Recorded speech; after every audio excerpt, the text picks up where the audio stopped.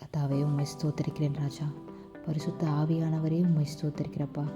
சிங்காசனத்தில் வீற்றிருக்கிறவரே உம்மை ஸ்தோத்திரிக்கிறேன். கர்த்தராகிய இயேசு கிறிஸ்துவே உம்மை துதிக்கிற ஆண்டவரே. அப்பா, இந்த நாளில் எங்களோடு கூட இருந்து எங்களை வழிநடத்தும்படியாக ஜெபிக்கிறப்பா. இந்த நாளில் எங்களுக்கான வசனத்தை கர்த்தர் எங்களுக்கு கொடுங்க. அந்த வார்த்தையின்படி நடக்க உதவி செய்யுங்க. அந்த வார்த்தைக்கு நாங்கள் கீழ்ப்படிந்து அந்த வார்த்தையில் நாங்கள் நிலைநிற்க எங்களுக்கு உதவி செய்வீராகப்பா. வார்த்தையை கேட்டுட்டு அதை அப்படியே விட்டுட்டு போயிடாதபடிக்கு அந்த வார்த்தையை எங்கள் இருதயத்தில் வைத்து அதை நாங்கள் ஞாபகத்துக்கு கொண்டு வந்து அந்த வார்த்தையின்படி நாங்கள் நிற்க நடக்க ஓட உதவி செய்யும்படியாய் ஜெபிக்கிற ஆண்டவரே.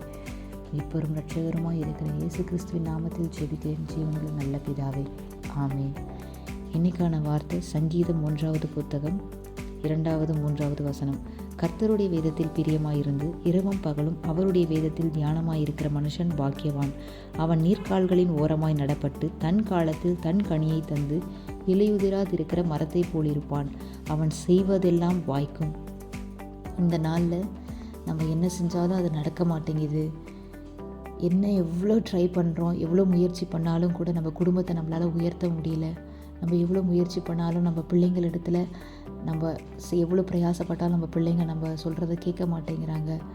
நம்ம ஹஸ்பண்டாக இருக்கட்டும், கணவர் மனைவியாக இருக்கட்டும், நம்ம எவ்வளோ பிரயாசப்பட்டாலும் அவங்க அதற்கான பிரயாசத்துக்கான பலன் அவங்கக்கிட்ட தான் நமக்கு கிடைக்க மாட்டேங்குது.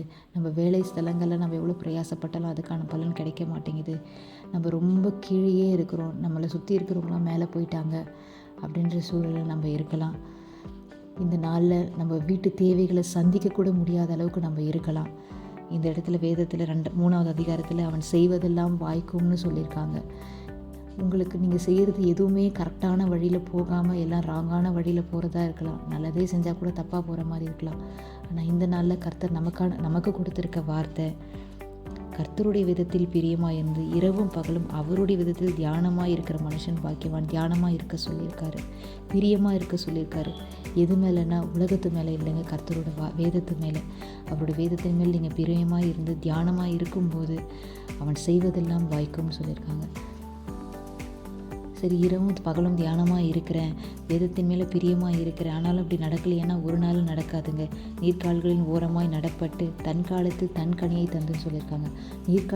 நீர்க்கால்களின் ஓரமாய் நடப்பட்டுன்னும் போது நீங்கள் நடப்படும் போது அது கொஞ்சம் ப்ராசஸ் எடுக்கும். அந்த மரம் வளர்கிறதுக்கு, இலையுதிராமல் இருந்து கனியை தர்றதுக்கு, அந்த ப்ராசஸ்க்கு நீங்கள் வெயிட் பண்ணணும்.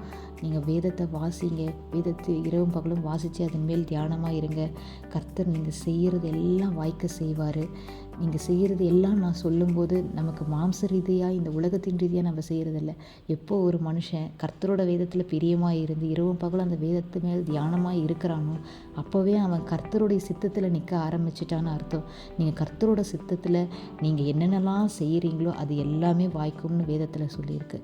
உங்கள் வாழ்க்கையிலையாக இருக்கட்டும், உங்கள் கரியர்லையாக இருக்கட்டும், வேலை ஸ்தலங்களில் கணவன் மனைவியாக இருக்கட்டும், மனைவி கணவர் இடத்துலையாக இருக்கட்டும், பெற்றோர்கள் பிள்ளைகள் இடத்துலையாக இருக்கட்டும், இல்லை பிள்ளைங்க பெற்றோர்கள் இடத்துலையாக இருக்கட்டும், நீங்கள் செய்கிறதெல்லாம் வாய்க்கிறோன்னா கர்த்தருடைய வேதத்தில் பிரியமாக இருந்து இரவும் பகலும் தியானமாக இருங்கன்னு தான் இந்த நாளில் கர்த்தர் நம்மளை பார்த்து சொல்கிறாரு.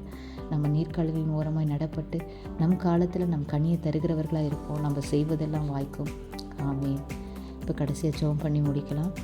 ஏசப்பா, ஸ்தோத்திர ஆண்டவரே, இந்த நாளில் கர்த்தர் நீர் எங்களுக்கு கொடுத்த வார்த்தைக்காக நன்றி செலுத்துகிறப்பா. அப்போ அவங்களோட வேதத்தின் மேலே நாங்கள் பிரியமாக இருக்கவும் இரவும் பகலும் தியானமாக இருக்கவும் எங்களுக்கு கிருபை தாங்க ஆண்டவரே. இந்த உலகத்தின் காரியத்தின் மேலே எங்கள் பிரியம் போயிடாத படிக்கு, எங்களுடைய சிந்தனை போயிடாத படிக்கு உங்களுடைய வேதத்தின் மேலே நாங்கள் சிந்தனையை கொண்டு வர எங்களுக்கு கிருபை தயவு தாங்க ஆண்டவரே. அப்பா, உங்களோட சித்தத்தில் நாங்கள் நின்று உங்கள் சித்தத்தின்படி நாங்கள் செய்யும்போது அவை எல்லாம் வாய்க்க செய்வீரே நீங்கள். அப்போ உங்கள் சித்தத்தின்படி நாங்கள் நிற்கப்பா. இந்த வேத வார்த்தைகளை நாங்கள் அறிந்து கொள்ள எங்களுக்கு தயவு பாராட்டுங்க ஆண்டவரே. நீர்க்கால்களின் ஓரமாய் நடப்பட்டு இலையுதிராது இருந்து தன் காலத்தில் தன் கனியை தருகிற ஒரு மரத்தை போல எங்களை மாற்றுவீராக ஆண்டவரே. அப்போ இந்த நாளில் எங்கள் இருதயத்தை உங்கள் கரத்தில் கொடுக்குறப்பா. அந்த இருதயத்தில் வேதத்துக்கு பிரியமோ வேதத்தை தியானிக்கவும் கர்த்தர் நீங்கள் எங்களுக்கு அந்த எண்ணத்தை கொடுத்து எங்களுக்கு இந்த நாளில் வழி நடத்த உதவி செய்வீராக ராஜா. அப்பா, நாங்கள் ஒரு மாம்சமான மனுஷங்களாக இருக்கோம் ஆண்டவரே. எங்கள் ஆத்துமா எது மேலேயும் பிரியப்படாத படிக்கும் வேதத்தின் மேலே பிரியப்பட எங்களுக்கு கிருபை தயவு பாராட்டும்படியாக ஜெபிக்கிறப்பா. எங்களுக்கு உதவி செய்வீராக.